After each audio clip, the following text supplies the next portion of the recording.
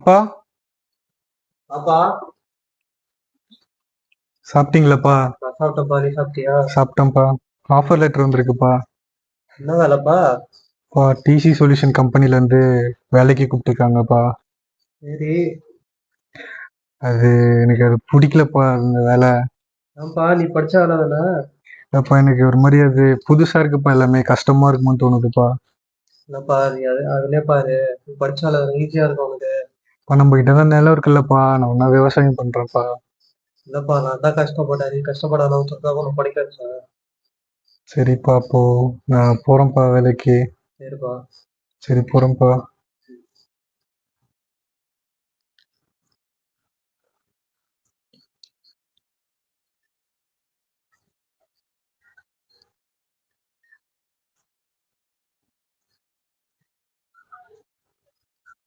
Hello, நான் சரண் பேசுறேன்டா. எனக்கு சென்னை பக்கத்துல வேலைச்சேரியில ஒரு சின்ன கம்பெனில வேலை கிடைச்சிருக்குடா. எனக்கு அங்க அந்த இடத்துல ஒரு ரூம் மட்டும் பார்த்து கொடுக்கணும்டா நீ.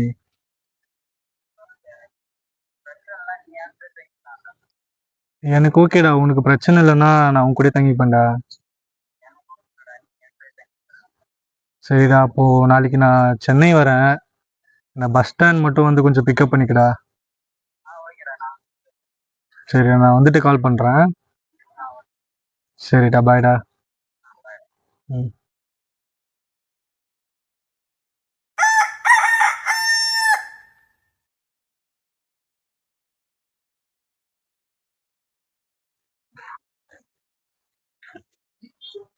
ஏய் சரண், எங்கடா போயிட்டு இருக்க? நான் சென்னைக்குல வேலை கிடைச்சிருக்கிறேன், எனக்கு நல்ல வேலைக்கு போறேன்டா. ஏய் சென்னையில வேலை கிடைச்சு நல்ல விஷயம்டா. சென்னைக்கு வேலைக்கு போயிட்டு அப்பா அம்மா எல்லாம் யாரா பாத்துக்கிட்டு, உனக்கு விவசாயம் பண்ண தானே பிடிக்கும். நான் அப்பா கிட்ட சொன்னேன்டா. அப்பா வந்து நீ படிச்ச வேலைக்கு தான்டா போகணும் அப்படின்னு போஸ்ட் பண்றாரு. என்ன பண்றேன்னே தெரியலடா. டேய் உனக்கு பிடிச்ச வேலை தான்டா செய்யணும் அப்புறம். எனக்கு விவசாயம் தான்டா பிடிக்கும், ஆனா ஒரு போஸ்ட் பண்றாரு, எனக்கு என்ன பண்றேன்னே டேய் தெரியல. இங்க விவசாயம் பண்ணினா அப்பா அம்மாவையும் பாத்துக்கலாம், சொந்த ஊர்ல இருந்த மாதிரி இருக்கும்ல. நான் எல்லாமே சொன்னேன்டா, அப்பா கிட்ட பேசுறேன், அப்பா கிட்ட பேசவே முடியலடா, என்ன பேசவே விட மாட்டாங்க. சரி நீ போயிட்டு அப்ப கால் பண்ற. சரி, ஓகேடா, நான் போயிட்டு என்னன்னு சொல்றேன். சரிடா பாரு.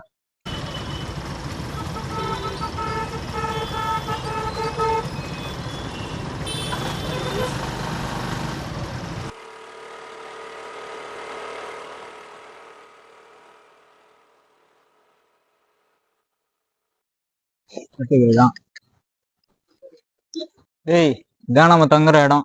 என்னடா இவ்வளவு பெருசு இருக்கு? ஆமா வா, இங்க தங்க போறோம். இங்கதான் தங்க போறோம்.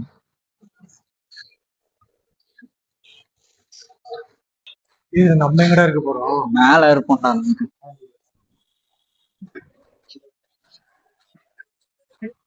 வா வா சீரம் வா. நீங்க தண்ணிலாம் எப்படிடா, ரெண்ட் எல்லாம் எப்படி இருக்கும்? காலையில 5 to 8 மணி வரைக்கும் தண்ணி வரும். ரெண்ட் வந்து 10,000 வரும். அதுல ஆளுக்கு 5,000 பிடிச்சிக்கலாம். சரி, காலையில இருந்து வேலைக்கு போகலான்னு இருக்கேன். சரி பாத்து, மார்னிங் ஈவினிங் மட்டும் பிக்கப் ட்ராப் பண்ணிடுறேன். சரி பாத்துறேன்டா.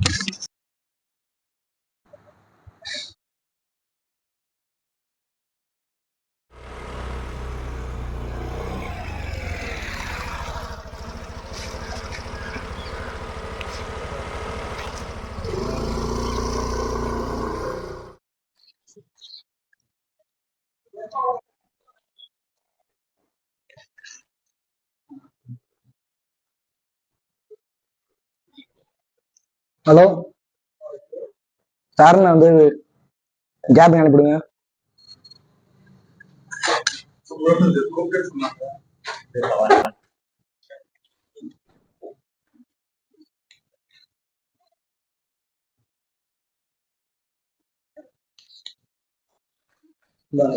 இந்த வேலைக்கு தான் கொடுங்க. நீ வந்து பட்டிக்கால வந்து ஏதாவது கொடுக்க முடியும் போன் எதுவும் போ.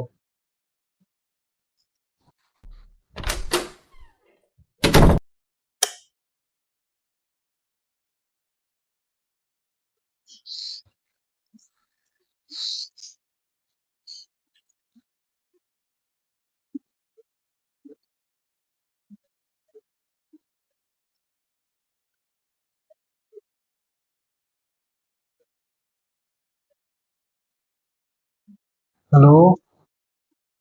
ஹலோ ராகுல். என்னால இங்க ஒண்ணுமே முடியலடா டேய். ரொம்ப கஷ்டமா இருக்குடா எனக்கு. காலைல 9 மணிக்கு தான் போறேன், அதோட நைட்டு 10 மணிக்கு தான்டா வரேன். சேலரியும் சொல்ற மாதிரி எதுவும் இல்லடா, வெறும் 15,000 ரூபாய் தான் கொடுக்குறாங்க. அதுலயும் வீட்டுக்கு ரெண்டுக்கு செலவு எல்லாம் போக 2,000 ரூபாய் தானே இருக்குது.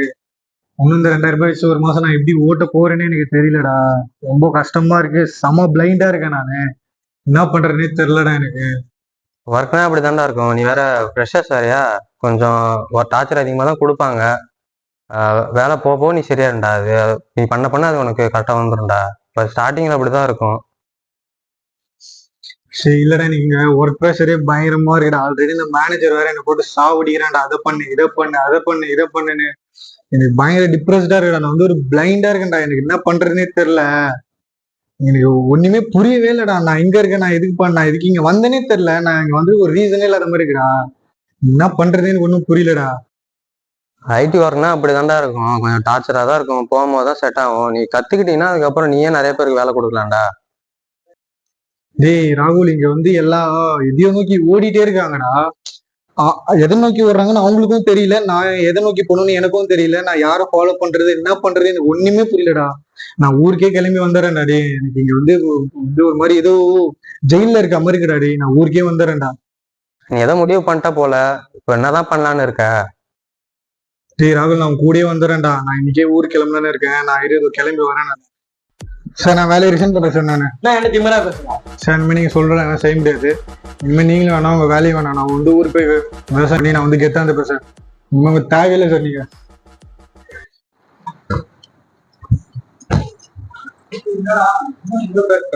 எனக்கு ஐடி செட் ஆகலடா. நான் ஊருக்கு போயிட்டு நான் விவசாயமே பார்த்து இருந்தேன். ஏன்னா மேனேஜர் வந்து என்ன நிறைய டென்ஷன் ஆகுறான்டா. எனக்கு இங்க பிடிக்கவே இல்லை அடி. நான் ஊருக்கே போறேன்டா. நான் என்ன வந்து பஸ் ஸ்டாப்ல மட்டும் விட்டாரு அடி.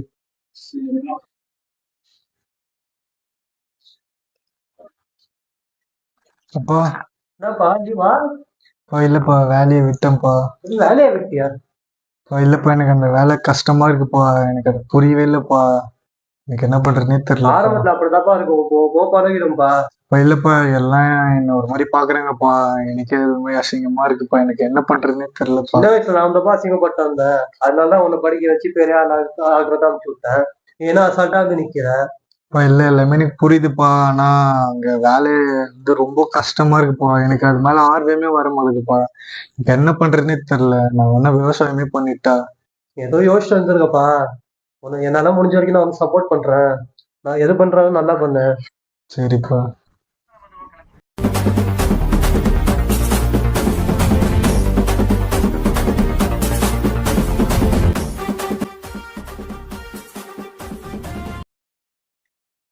என்ன சார்ண்ணே, ஆரம்பிக்கலாமா? ஆரம்பிக்கலாம்டா. 2 டிகிரி 3 டிகிரி படித்து நல்ல வேலைக்கு போனால் அதுதான் ஒரு நல்ல தரமான செயல் அப்படின்னு எல்லாரும் சொல்கிறது எல்லாமே சரிதாங்க. ஆனால் அந்த 2 டிகிரி 3 டிகிரி படித்து வேலைக்குன்னு ஒன்று போனாலும் 60 வயசு ஆயிடுச்சு அப்படின்னாக்கா ரிட்டையர்மெண்ட் அப்படின்னு சொல்லிட்டு எல்லாத்துக்கும் ஒரு முடிவு கட்டிடுவாங்க. ஆனால் அப்போவும் இப்போயும் எப்பயும் சரி, எந்த ஒரு வயசுலையும் எந்த ஒரு ரிட்டையர்மெண்ட்டும் இல்லாதது நம்ம தமிழனோட இந்த விவசாயம் மட்டும்தான் அப்படிங்கிறத இப்போ இருக்க இளைஞர்கள் எல்லாரும் புரிஞ்சுக்கணும்.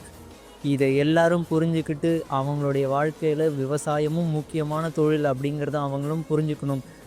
வாழ்க தமிழ், வளர்க விவசாயம்.